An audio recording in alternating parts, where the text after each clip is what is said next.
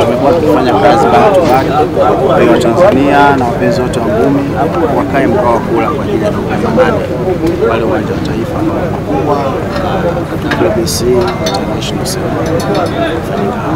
Kwa maana Stadio de Benjamin Mkapa kwa mara ya kwanza itapokea ngumi. Hapana, uwanja wa Uhuru. Yes, uwanja wa Uhuru. Ya Messi Salim Mtano. Messi kabisa. Subiri muone Salim Mtano na Oscar Chama. Lakini pia kwa mara ya kwanza KBC International Center. Na ni bondia gani ambaye atakuwa anapigania huo mkanda? Toka hapa aliko atakwenda kwenye kupambana tena kwa sababu yeye ni mpambanaji na nafasi kupambana tena. Na ni kitu ambacho tunakiona. Kwa hiyo matokeo ya leo hayaathiri kile ambacho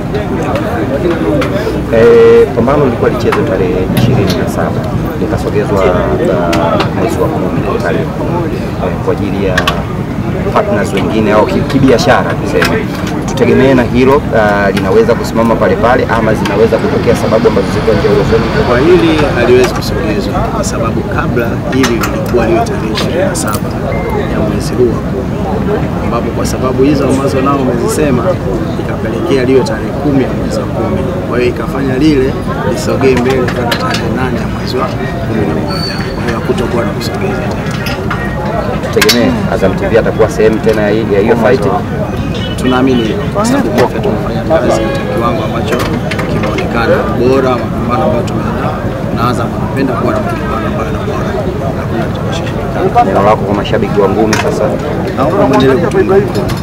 Kama mabondia tunajaribu kupambana kwa kiasi kikubwa kuhakikisha wanaweza kuingia katika mioyo ya Tanzania kupitia mchezo mzuri ambao unaonyeshwa kwenye ring na sio jambo lingine lolote.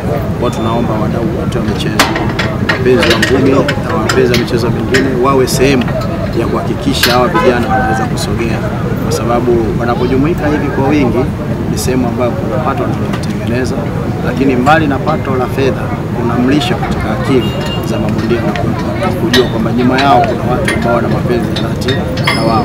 Kwa hiyo wadau mbalimbali waendelee kutusupport katika kuhakikisha wanaamsha hamasa kwa mabondia ili siku moja mbele na wao wawe na majina makubwa kama mabondia wengine walikuwa, na watambulike kwamba ni mabondia mahiri na mashuhuri kwa kile wanachokifanya na sio kuwa mabondia mahiri. Meneja Anatori, habari ya wewe? Salama kabisa. Tarehe 10 imetamatika. Tupe tathmini yako wewe kama promoter. Nadhani wapenzi wa ngumi wamepata ngumi katika uhalisia wake. Alishinda ameshinda. Ndio kupoteza na nafasi nzuri. Nadhani mmefanikiwa kwa namna gani kwenye fedhi hii ya 6 na 8? Kama waandaaji wa mapambano bora ya ngumi Tanzania tumefanikiwa kwa 100%. Lakini kama promotion ambayo inasimamia mabondia katika kuhakikisha kazi zao zinaenda tutahusika haikuwa siku nzuri kwenu kama promotion. Nadhani kwenye fezi inayofuata na hiyo humu ya kusafisha hicho ya kusafisha majaliwa mipango ya binadamu ni neno la kwanza, lakini matokeo ya kujaribu wakati mwingine yanaongozwa pia. Kwa hiyo Mungu ikampendeza kusafishika na safishika. Nia na dhamira ni kusafisha. Tumeona main card inatusaidia kuona kwamba kile nilichokuambia, mlisho katika akili. Akili inahitaji kulishwa ili iwe na afya. Sasa ukilisha vitu negative vitaathirika, lakini sisi tunachofanya ni kitu chanya.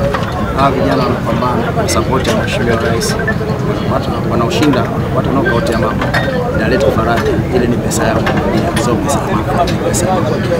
Mabondia pia kupitia mafia wanawezeshwa. Ukitizama miongoni mwao wapo ambao tayari wameshaanza ujenzi wa nyumba zao, wanajenga nyumba, wamesaidia familia zao katika umri ule. Wengine wana vyombo vya usafiri, vyombo vile vinatumika kuwezesha pia familia zao ambao wao kamili. Kwa hiyo hivyo vyote kwa ujumla wake, wapo ambao wameweza kufanya misingi ya biashara kwa wapendwa wao, watu wao karibu familia.